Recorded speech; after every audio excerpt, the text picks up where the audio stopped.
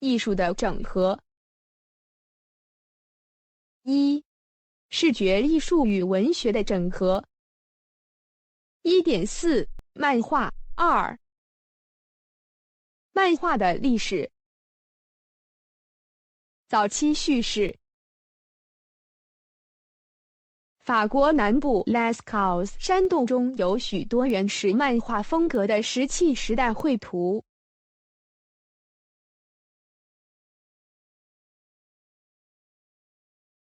罗马的图拉真专栏创作于公元110年，是通过序列图片讲述故事的早期幸存事例。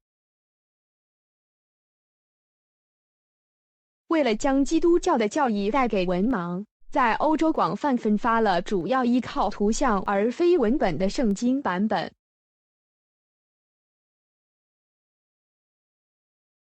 在中世纪的绘画中，同一故事的多个连续场景通常是圣经中的场景，同时出现在同一幅绘画中。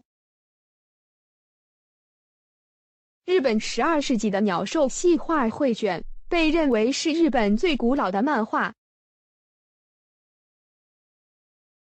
但是这些作品无法有效传播给读者。是现代印刷技术的发明，将这形式带给了广泛的受众，并成为大众媒介。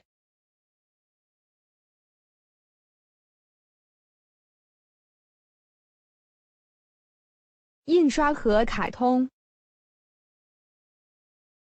印刷机的发明允许可移动的类型在图像和文字之间建立了分隔，这两者需要不同的方法以便再现。早期的印刷品集中于宗教主题，但在17和18世纪，他们开始着手处理政治和社会生活，并开始讽刺文章和讽刺漫画。也是在这个时期，说话泡泡被发展为一种归于对话的方法。最早的漫画创作者之一是 William Hogarth 1697年至1764年。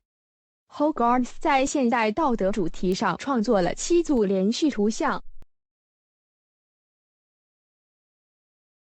他的作品之一《浪子的行进》是由许多画布组成，每幅均复制为版画，而8幅版画共同构成了叙事。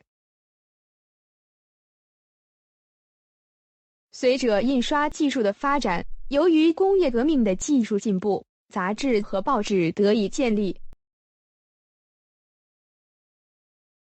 这些出版物利用插图作为对政治和社会问题的评论手段。这些插图在1842年被称为漫画。很快的，艺术家们开始尝试建立一系列图像以创造叙事。在此期间，说话泡泡也从中世纪起源演变为标签，通常以卷轴的形式出现。该标签通过命名字符或使用简短文字说明其目的来识别字符。它们代表了叙事，但出于识别目的，而不是作品中的对话。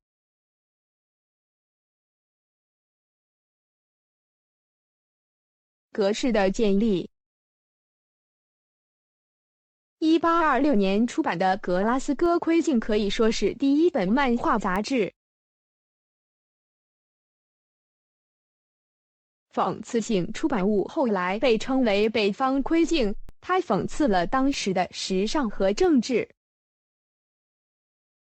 它具有构成现代漫画的大部分元素，包括带有字幕的图片，这些字幕显示了分批讲述的连续叙事，还使用了气泡、讽刺和讽刺画。瑞士艺术家 Rolf Kapfer 是19世纪初期的关键人物。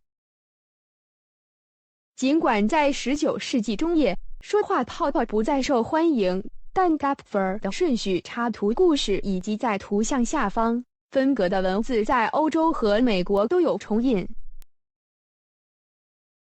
1841年发行的英国杂志《Punch》将其幽默的铅笔画称为卡通，讽刺当时的国会。这种用法一直持续到今天。1865年，德国一家报纸出版了 Wilhelm Bust 的 Max und Moritz。Bust 完善了顺序艺术的惯例，他的作品在形式上发挥了关键作用。Rudolf Dux 受到脱衣舞的启发，于1897年创作了 Katzenjammer Kids， 第一批针对大众的连环漫画。第一个具有常规角色的美洲漫画是 Alice Loper 的 Half Half Holiday。该小说于1867年在英国幽默杂志 Judy 中首次亮相，由 C.H. Ross 创作。1890年，又有2本漫画杂志向英国公众发行，分别是 Comic Cuts 和 Illustrated Strips， 确立了英国漫画作为包含漫画的选集期刊的传统。在美国， Outcalt 在 Hawkins Alley 和 The Yellow Kid 上将说话泡泡和图像结合起来。这种做法被认为建立了漫画的形式和惯例。尽管学者们已经发现了将泡泡和多图像叙事结合起来的早期作品，但是 Outcalt 的作品的受欢迎程度以及报纸在报纸上的位置，仍被认为是这种形式的推动力。20世纪和大众媒介。1920年代和1930年代，该行业出现了进一步的繁荣。英国的漫画选集市场转向 The Dandy and the Beano， 以青少年幽默为目标。在同一时期的美国，报纸发行了更多的主题，超越了幽默，推出了动作、冒险和神秘漫画条款。此类材料的收集也始于 The Funnies， 这是报纸的重印本，于1929年以小报的形式出版。1938年，出版商开始以这种格式印刷原始材料。正是在这一点上， Action Comics 发行了以超人作为封面人物。Onstbrook 爵士在1972年写作时感到 Dapper 已经发展出一种新的绘画语言，即一种简化的艺术风格，使观众得以填补他们的想象力空白。在1980年代，漫画学的研究在美国开始盛行，漫画的兴起开始复苏。自1990年代中期以来，网络漫画就变得越来越流行。自网际网络问世以来，艺术家们便能够以较低的成本在互联网上自行出版漫画。Scott McCloud 在2000年描述了在线漫画的创作者如何通过拥抱数字空间，并利用无线画布等技术来革新媒体。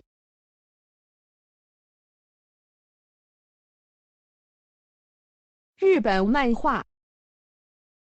1814年开始出版的北斋漫画可能是漫画这类型在东方最早的展现。作为学习绘画的典范教材，北斋漫画在当时大受好评。北斋漫画包括市井百态、山水鸟兽、神佛妖怪等。现代漫画是在日本创作或使用日语，并符合19世纪后期在日本发展起来的风格的漫画或图画小说。自1950年代以来，漫画已成为日本出版业越来越重要的部分。